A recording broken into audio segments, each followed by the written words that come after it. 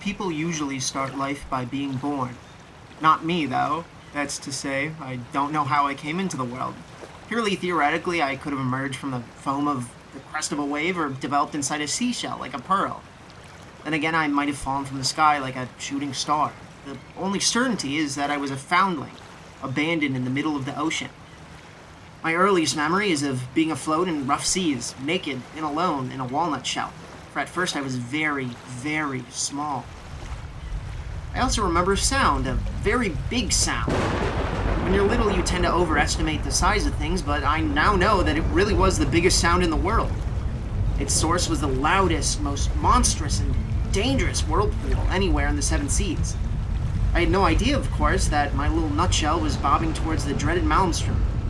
To me, it was just a gigantic gurgling sound. I probably thought, if I thought at all at that stage, that it was the most natural thing in the world to lie naked in a nutshell and drift across the open sea towards the origin of that deafening roar. The sound grew louder and louder, and the nutshell bobbed more and more violently, but I was equally unaware, of course, that I had long been in the grip of the whirlpool. My tiny boat, probably the smallest in the world, went dancing towards the roaring abyss in a miles-long spiral. It should be borne in mind that this was just about the most hopeless predicament in which anyone at sea could find himself. Any mariner in his senses gave the maelstrom the widest possible berth. Even if someone had come to my rescue, he would have suffered the same fate. He would have been sucked down with me to the bed of the ocean, for no vessel could withstand the pull of the whirlpool. My nutshell now began to rotate on its own axis, dancing to perdition and waltzed time as it descended into the ocean's gurgling maw. As for me, I merely watched the stars spinning around overhead and listened, entranced to the maelstrom, quite free from any forebodings. And that was when I first heard one of the mini pirates' weird songs.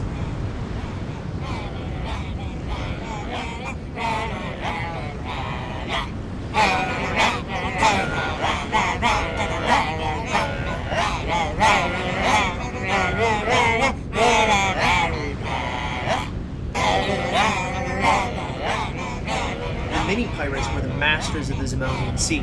Nobody knew this, however, because they were too small to be noticed. No wave was too high, no storm too tempestuous, and no whirlpool too powerful for them not to defy it. The most audacious of all seafarers, they were forever seeking opportunities to demonstrate their nautical skill, even when confronted by the most potent of natural forces. Thanks to their exceptional seaman-like abilities, they alone were capable of tackling the maelstrom. That was how they had ended up in the whirlpool, out of pure bravado, bawling their defiant pirate songs. The masthead lookout, carefully scanning the surface for the most favorable currents and wave tunnels, had sighted me through his tiny telescope, just as I was about to be engulfed by the maelstrom. I was doubly fortunate to have been found by the mini pirates, of all people, because anyone of normal size would probably have failed to spot me. They hauled me aboard, wrapped me up in oilskins, and lashed me to the mast with thick ropes, a safety measure that puzzled me exceedingly at the time. Meanwhile, they continued to wage their heroic battle with the elements as a matter of course, scampering up and down the mast like squirrels, hoisting and reefing sails at a rate that made me dizzy just to watch. As one man, they offset the motion of the pitching, tossing vessel by hurling themselves to port or starboard, forward or aft. They manned the pumps or vanished into the bowels of the ship and reappeared with brimming buckets let through hatchways, swung to and fro on the halyards. In constant motion, they wrestled with the ship's wheel, bellowed at each other, hauled on ropes, joined forces to hoist a mainsail on double-quick time, and never for one moment forgot to sing their pirate sea shanties. I even recall that one of them persisted in scrubbing the deck throughout the pandemonium. Deluged with spray, the ship lay over on her side, reared skywards, and was actually submerged more than once, but she didn't sink. I swallowed some seawater for the first time, and I'm bound to say it didn't taste too bad. We glided through wave tunnels, rode mighty mountains of foam, were tossed high into the air and carried down into the depths. The ship was hurled to and fro, buffeted, jostled, and spat on by gigantic billows, but the mini pirates were undaunted. They yelled at the sea, spat back at it, and defiantly jabbed the waves with their grappling hooks. They fanned out among the masts at lightning speed, reefed sails, and unfurled them a moment later. They reacted to every quirk of the sea, every puff of wind and movement of the ship, and knew at once what had to be done next. No one gave any orders, all were of equal rank. thanks to their joint endeavors, they finally overcame the mighty ocean, while I, myself, securely lashed to the mast, watched their activities with the utmost amazement. If you're as small as a mini-pirate, as small as I was too at the time, you live in another time dimension. Anyone who has ever tried to capture a fly in his hand will know that the tiny creature is far superior in terms of speed and agility. We operate in slow motion from the fly's point of view, so it can easily outmaneuver and evade us. It was the same with the mini-pirates. To them, what the crew of a ship of a normal size would regard as a raging whirlpool seemed a mere eddy. Every huge billow consisted of many wavelets through which they could navigate with ease.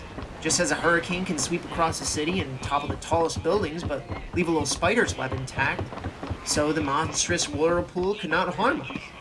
We were protected by our diminutive size. So, we escaped from the deadly maelstrom. I was unaware of its true dangers, as I have said. They didn't dawn on me until much later. All I noticed was that the gurgling sound steadily faded, and the mini-pirates' activities became less frantic. The situation eventually eased so much that they could gather round, untie my rope, and gaze at me in wonderment.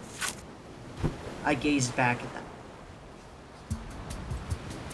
Mini-pirates, as their name implies, were pretty small. A mini-pirate 6 inches tall was considered a giant by its own kind.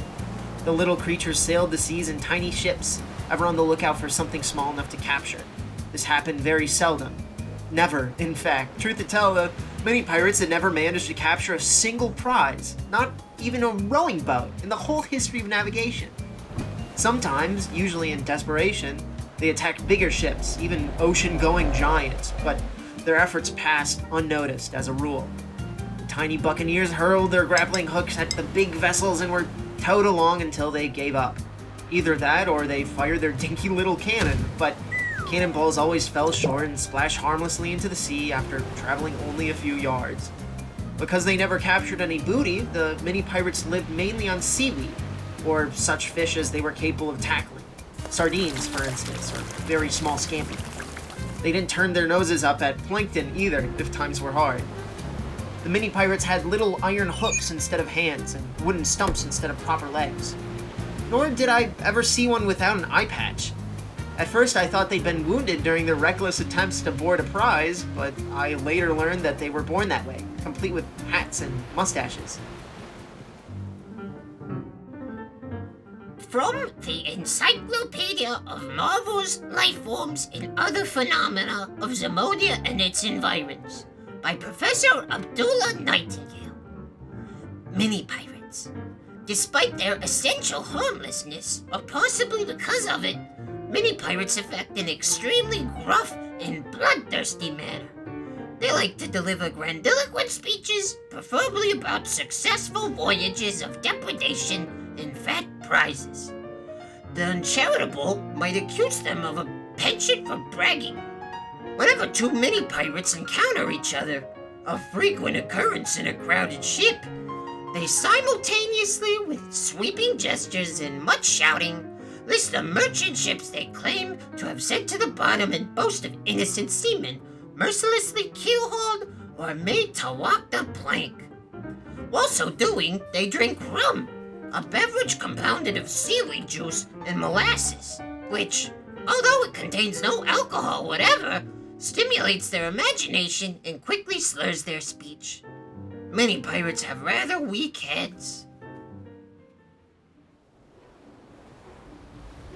I've often witnessed such encounters and listened to the mini-pirates' grandiose rhodomedons. I must, however, admit to having been influenced by their richly embroidered tales and extravagant flights of fancy. They taught me that a good white lie is often considerably more exciting than the truth. Telling one is like dressing up reality in its Sunday best. To a mini-pirate, nothing was worse than boredom. As soon as one of them grew even the slightest bit bored, he betrayed such agony of mind that it wrung your heart. He would sigh and groan and shake his hook at the sky, ruffle his hair, and sometimes even tear his clothes. This only made matters worse because he would then bemoan the rents in his outfit and accuse fate of heaping him with misfortune. Boredom being a frequent guest aboard every ship at sea, the mini-pirates were forever moaning and groaning. If they weren't moaning, they were boasting, and if they were neither moaning nor boasting, they were belting out pirate songs. Such was the atmosphere in which I grew up. I became the central feature of the mini pirates' life. During the 5 years I spent with them, their activities revolved around me to the exclusion of almost everything else. It was as if I had at least lent some meaning to their ludicrous existence. They made touching efforts to teach me all they knew about buccaneering and the piratical way of life. They devoted entire days to singing me gruesome pirate songs, uttering oaths, hoisting the Jolly Roger, drawing maps that purported to show the location of buried treasure. Once they even tried, for my benefit, to capture a vessel, at least 1,000 times bigger than their own. That was a day that taught me the meaning of abject failure. The seaman's trade, from raising anchor to caulking seams and bracing the shrouds, I learned simply by watching and lending a hand. I began by scrubbing the deck. It can be a real art to scrub the deck clean of every voracious bacterium, but not so smooth as to render it slippery underfoot, a particularly important consideration in the case of the mini pirates with their spindly peg legs. Soft soap with a small admixture of sand is the ideal substance for scoring decks. The soap for cleanliness and the sand for grip.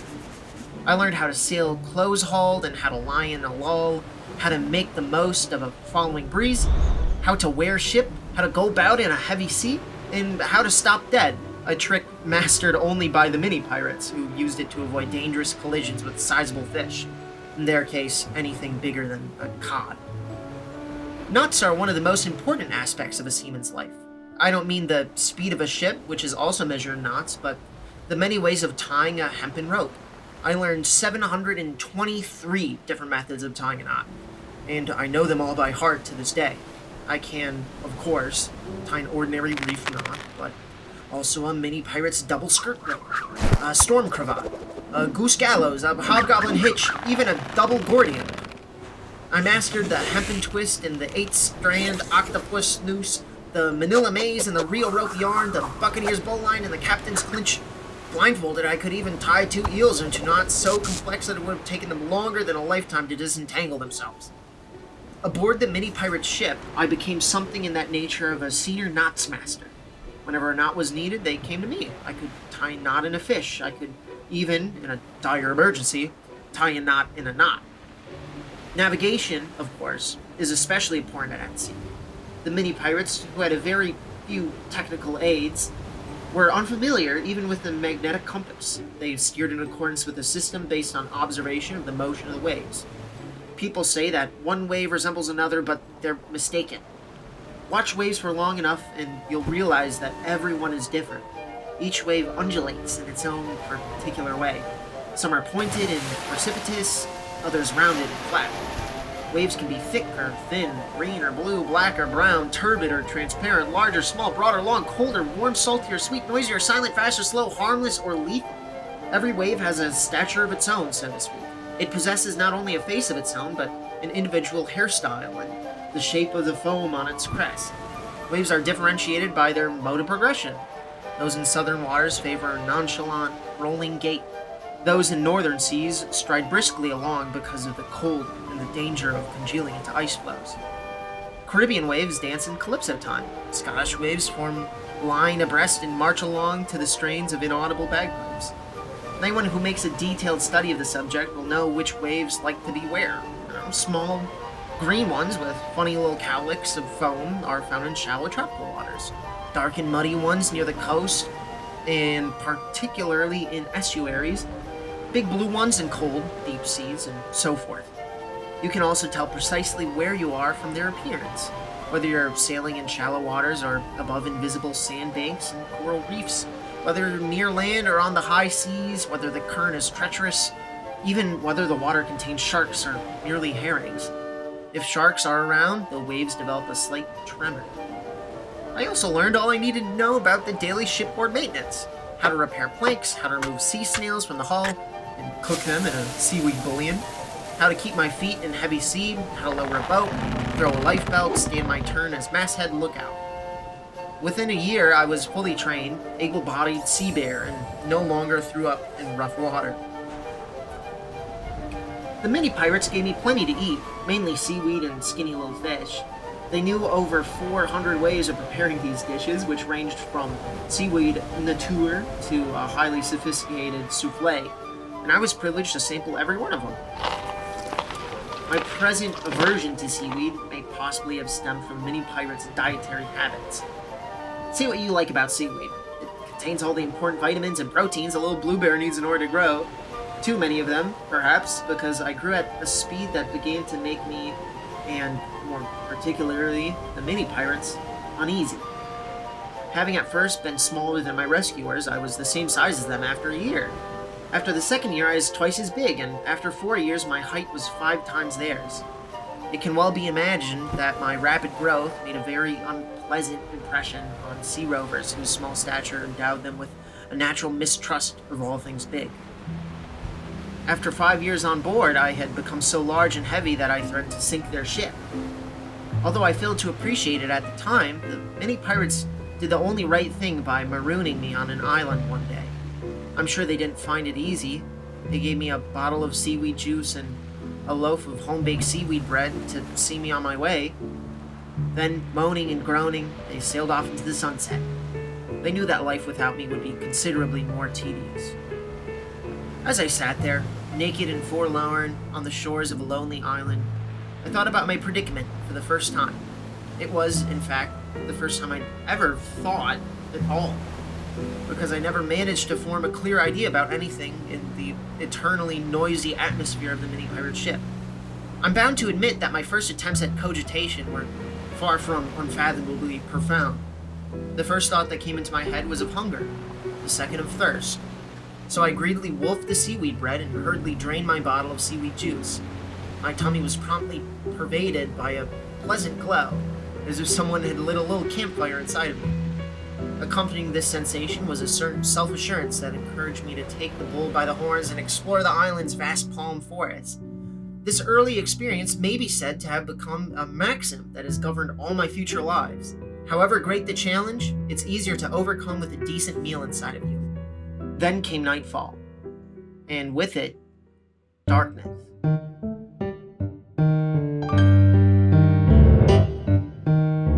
Darkness. Until then, I hadn't known what that was. It had always been light with the mini pirates, even at night. Their ship was brilliantly illuminated as soon as dusk closed in. Any mini pirate's vessel is a miniature sensation at night. It looks like a tiny floating funfair, sound effects included, because mini pirates are terribly frightened of the dark. They believe that night is the time when hobgoblins come to feed on sailors' souls, that those evil spirits can be kept at bay only by lavish lighting and the maximum possible output of noise. So my former shipmates not only illuminated their vessel with lanterns, flaming torches, and strings of colored fairy lights and small fires, but let off one signal rocket after another, created such a hellish din by singing, shouting, and hammering on iron saucepans that no one could get a wink of sleep. Sleeping was done in the daytime. As for hobgoblins, we were never troubled by them. So it was dark for the first time, and with the darkness came a novel sensation, one that had never affected me before. Fear. It was a very unpleasant feeling, as if the darkness had infiltrated my body and were flowing through my veins. Having swayed so soothingly in the wind only minutes before, the lush green palm trees had now become black figures lurching towards me with their huge paws raised in menace. Floating in the sky was a thin crescent moon, the sight of which surprised me because I'd never noticed it in the permanent blaze of light on board ship.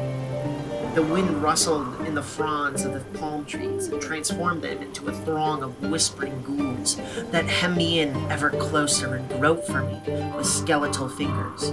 Despite myself, I suddenly thought of the hobgoblins. I strove to suppress the thought, but it was no good.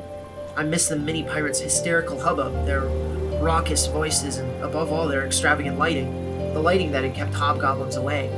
I had reached the absolute nadir of my young life, naked and alone. I was marooned in the midst of a dark, unfamiliar forest, and beside myself with fear.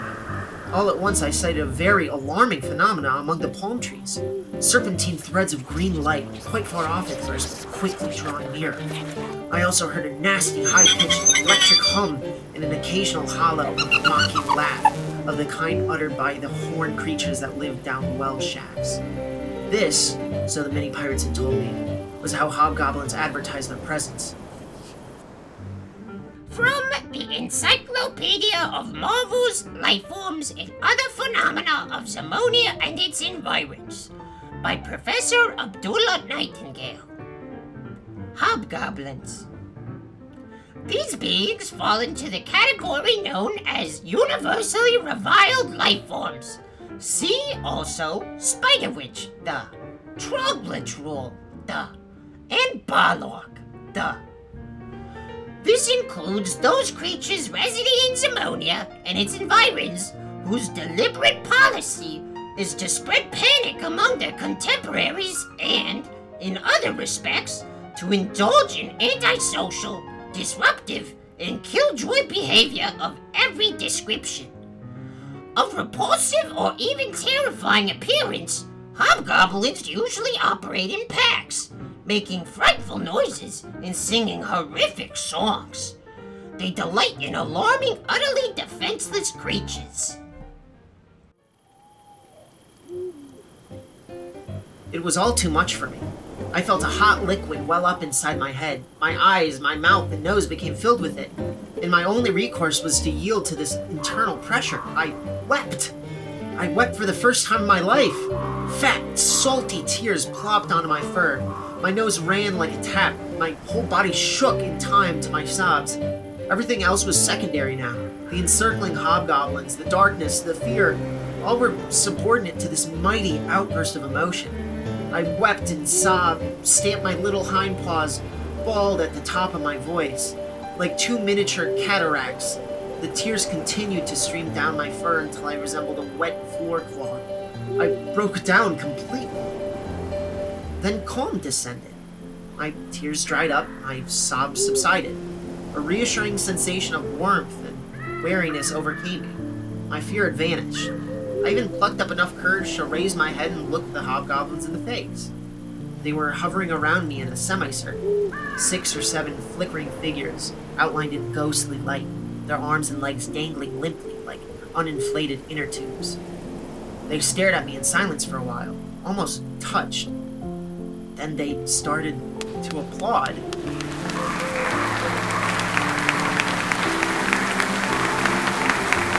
I won't mince matters. The hobgoblins were a thoroughly unpleasant bunch.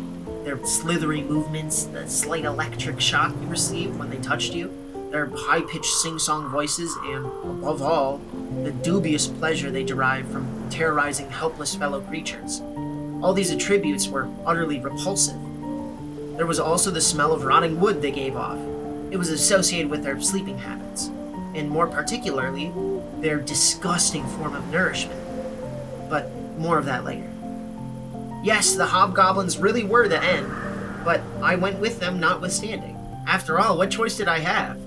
I didn't understand a word they said, or sang, whichever, but I quickly gathered that they wanted me to accompany them.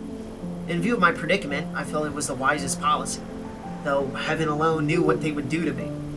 They glided ahead through the forest, gracefully flowing around every obstacle like water snakes, composed of green light. If their path was barred by something too big or solid, a boulder for example, or a fallen mammoth tree, they simply slipped straight through it, as if it were no more substantial than mist. I found it quite difficult to keep up with them, but they politely paused every now and then and waited for me to catch them up. They spent these intervals singing some rather awful songs. The tunes themselves sounded so sinister I was glad I couldn't understand the words. I was utterly exhausted, my fur full of leaves, thorns, and little twigs, when we finally reached our destination, a large clearing in the middle of the forest. Rotting away in this clearing were the hollow trunks of hundreds of huge trees inhabited by hundreds or possibly thousands of hobgoblins. For the time being, this graveyard for forest giants was to be my home.